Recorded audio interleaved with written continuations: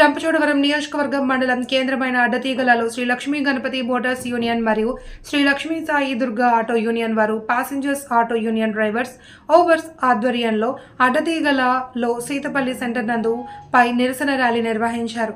శుక్రవారం ఉదయం నుండి వరకు ఎటువంటి ఆటోలు తిరగకూడదని, ఏమైనా ఆటోలు తిరిగినా తగిన మూల్యం చెల్లించాలి అని తెలియజేశారు. ఈ సందర్భంగా వారు స్థానిక విలేకరులతో మాట్లాడుతూ ఇటీవల కాలంలో పొరుగు రాష్ట్రాలైన కర్ణాటక, తెలంగాణ రాష్ట్రాల్లో మహిళలకు బస్సు ప్రయాణం ఉచితమని ప్రకటించారు.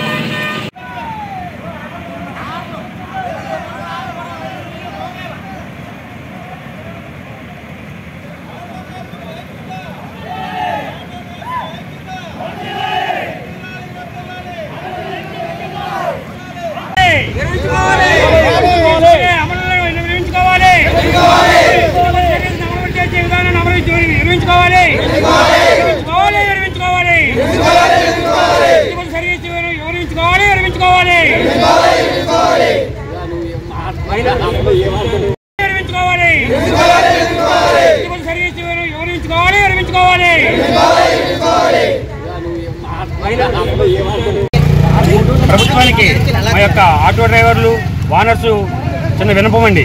ఈ రోజున తెలంగాణ ప్రభుత్వం ఇప్పటికీ ఉచిత బస్సులు అమలు చేసి మా యొక్క ఆటో డ్రైవర్స్ వానర్లను కడుపు కోత మిగిల్చింది.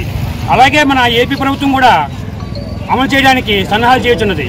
ఇటువంటి యొక్క సన్నాహాలను నిర్మించుకోవాలని మా అడ్డతీగల మండలం ఆటో యూనియన్స్ డ్రైవర్లము మరియు వానర్స్ శాంతియుతంగా ర్యాలీ నిర్వహించున్నాం. ఇట్లు అడ్డతీగల మండలం ఆటో డ్రైవర్స్ అండ్ వానర్స్.